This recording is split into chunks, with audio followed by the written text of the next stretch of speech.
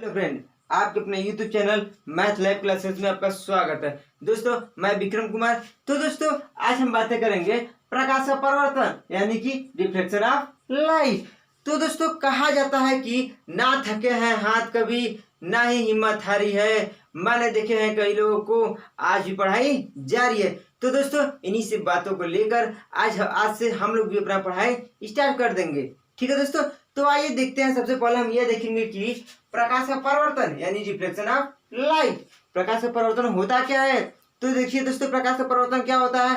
कहा जाता है कि जब प्रकाश की किरण किसी चमकदार सतह से टकराकर पुनः उसी माध्यम में वापस लौट जाता है, उसे हम प्रकाश का परावर्तन कहते हैं। क्या कहते हैं? प्रकाश का परावर्तन। आइए देखते हैं कैसे। देखिए, कहा जाता है कि ये आपका चमकदार सतह हो गया। क्या हुआ दोस्तों? चमकदार सतह।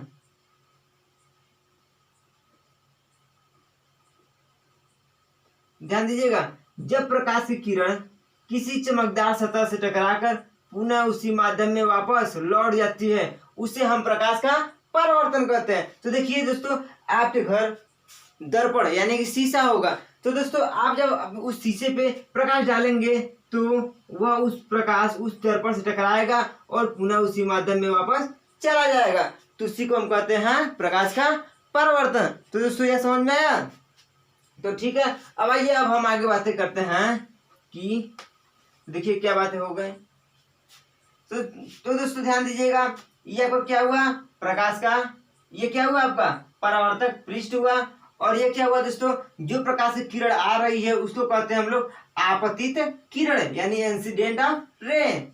ठीक है, जो वह किरण जब परावर्तक पृष्ठ से टकराकर वापस चली जाती है तो उसे हम कहते हैं परावर्तित किरण यानी रिफ्लेक्टेड रे।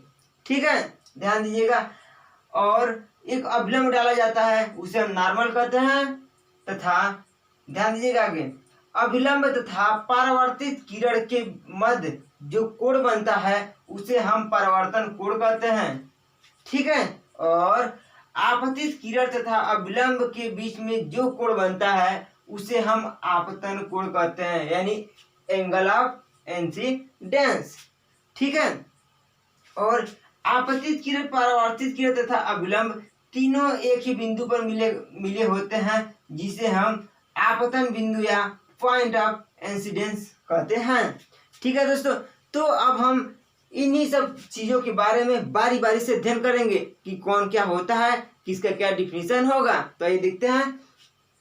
तो हम लोग सबसे पहले बातें करेंगे आपतन बिंदु यानी पॉइंट ऑफ इंसिडेंस। ध्यान दीजिएगा, आपतन बिंदु यानी पॉइंट ऑफ इंसिडेंस। तो क्या होता है आपतन बिंदु, हम लोग वह देख लेते हैं। तो ध्यान दीजिएगा, एकदम आसानी से समझ में आएगा, सिर्फ आप ध्यान दीजिएगा।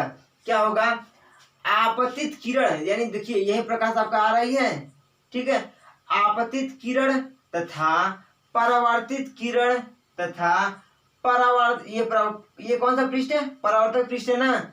आपतित किरण, परावर्तित किरण तथा परावर्तक पृष्ठ पर डाला गया लंब तीनों एक ही बिंदु पर मिले होते हैं, जिसे हम आपतन बिंदु कहते हैं। समझ में आया कि नहीं? आइए पुनः देखते हैं क्या होगा।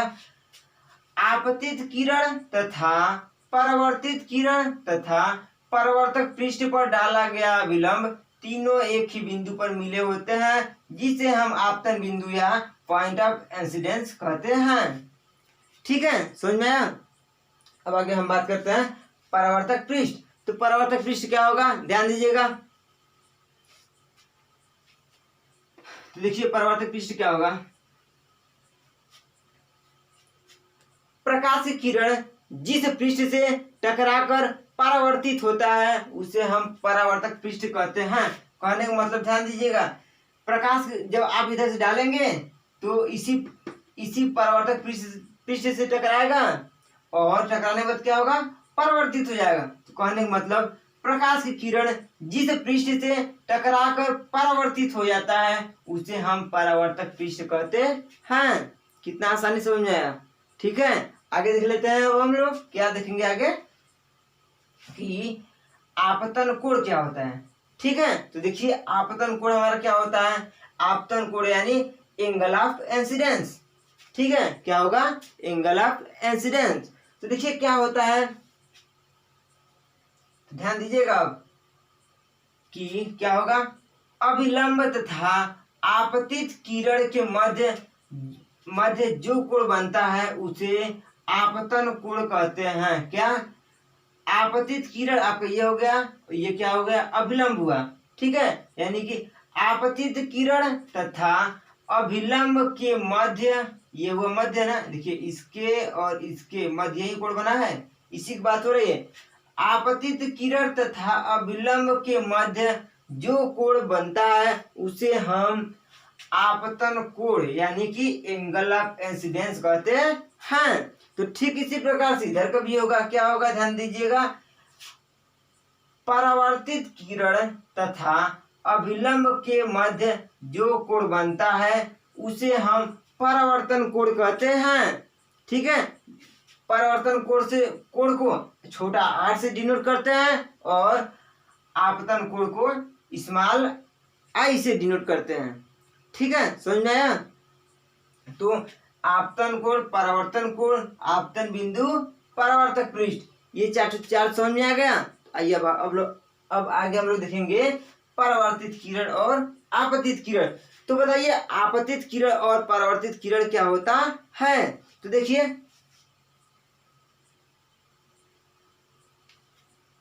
ध्यान दीजिएगा, क्या होगा, आपतित किरण वह प्रकाश की किरण, देखिए यही ध्यान दीजिएगा, यही प्रकाश की किरण आ रही है, देखिए आपतित, ध्यान दीजिएगा, आपतित, ध्यान दीजिएगा, आपतित मतलब मतलब क्या, आने वाली किरण।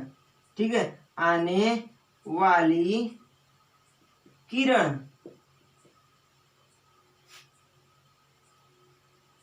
ठीक है, तो क्या होगा, यही किरण आ रही है और परावर्तक पृष्ठ से टकरा रही है, उसे हम क्या कहते हैं, कहेंगे आपतित किरण। यानी कि हम लोग यह कह सकते हैं कि प्रकाश की वह किरण जो परावर्तक पृष्ठ से आकर टकराती है उसे हम आपतित किरण कहते हैं। क्या कहेंगे, प्रकाश की वह किरण जो आकर परावर्तक पृष्ठ से टकराती है उसे हम आपतित किरण कहते हैं।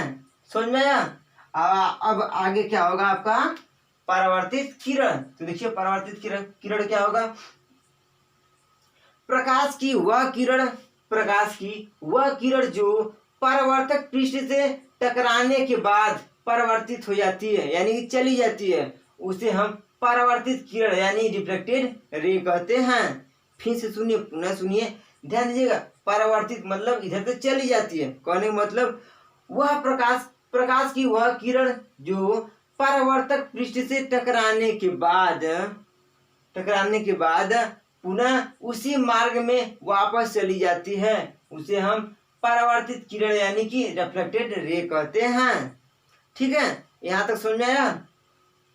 तो देखिए अब हम लोग बारी बारी से इन सभी चीजों का अध्ययन कर चुके हैं। ठीक है, अब हम लोग जानेंगे कि प्रकाश के परावर्तन का क्या नियम होता है। ठीक है, तो देखिए प्रकाश के परावर्तन का क्या नियम होता है।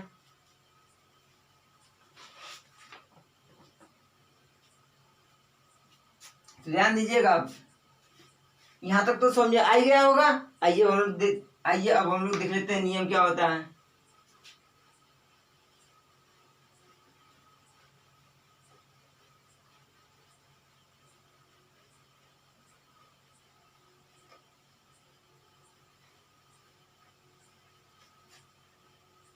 क्या जानेंगे, प्रकाश से परावर्तन का नियम।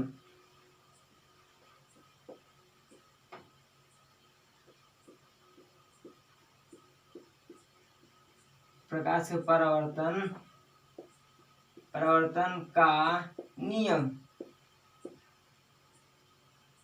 यानी कि लॉ ऑफ डिफ्लेक्शन।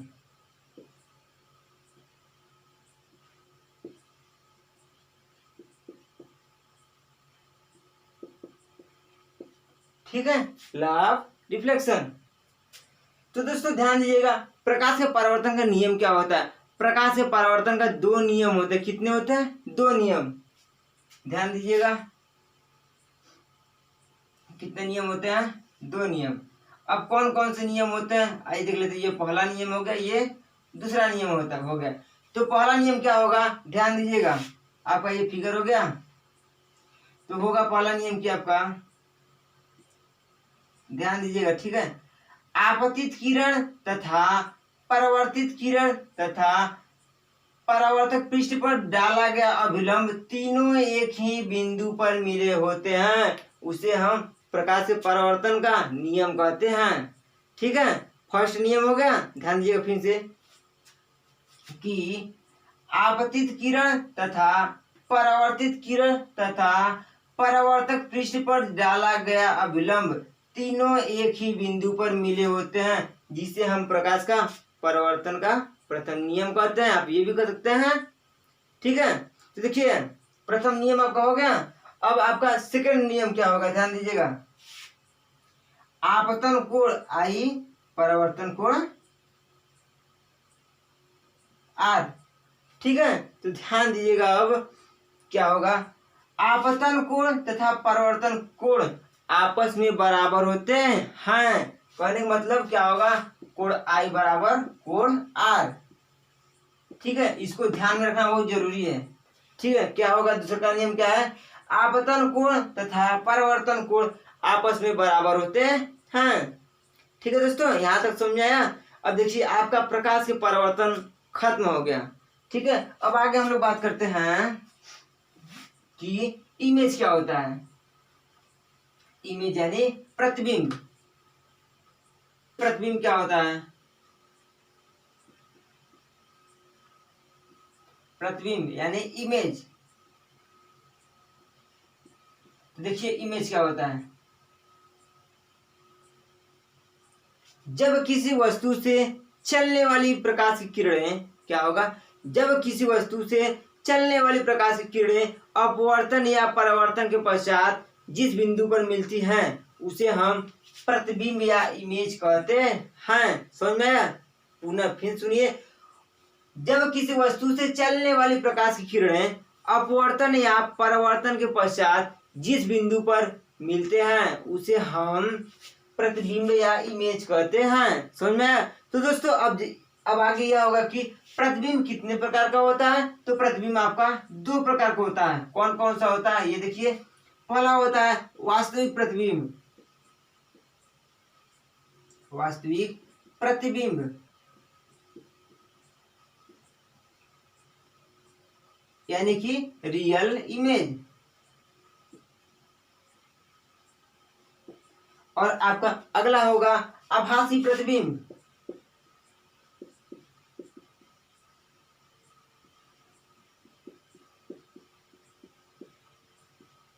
यानी कि आभासी प्रतिबिंब मतलब दोस्तों इंग्लिश क्या होगा, वर्चुअल इमेज। Virtual image. अब देखिए दोस्तों वास्तविक प्रतिबिंब क्या होता है और आपका आभासी प्रतिबिंब क्या होता है। तो देखिए आपका वास्तविक प्रतिबिंब क्या होता है, जब किसी बिंदु से चलने वाली प्रकाश की किरणें किसी बिंदु पर वास्तव में मिलती है उसे हम वास्तविक प्रतिबिंब कहते हैं। वास्तविक प्रतिबिंब का मतलब ध्यान दीजिएगा, क्या लिखा है यह वास्तविक। तो देखिए वास्तविक में आपका पहले क्या है, वो वा शब्द है, वह मतलब होता है वास्तव। क्या होता है, वास्तव। तो देखिए डिफिनेशन क्या होगा, पुनः सुनिए।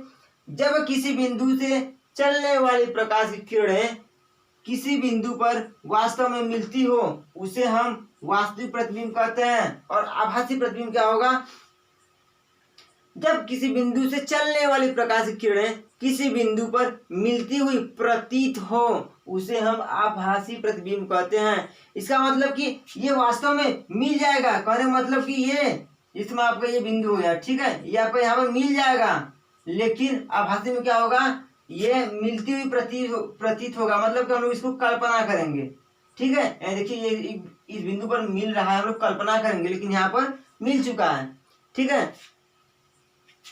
तो यहाँ तक समझाया। तो दोस्तों हमें उम्मीद है कि आपको यह वीडियो पसंद जरूर आया होगा और आपको ये टॉपिक आसानी से समझ में भी आया होगा। तो दोस्तों आज का टॉपिक यहीं पर समाप्त होता है। तो दोस्तों आप लोग अगर आपको यह वीडियो पसंद आया हो तो दोस्तों आप इस वीडियो को लाइक, सब्सक्राइब एंड शेयर करना ना भूलें दोस्तों। और हम आपको अगले एक नया टॉपिक के साथ एक नया वीडियो लेकर आएंगे। ठीक है दोस्तों, थैंक्स।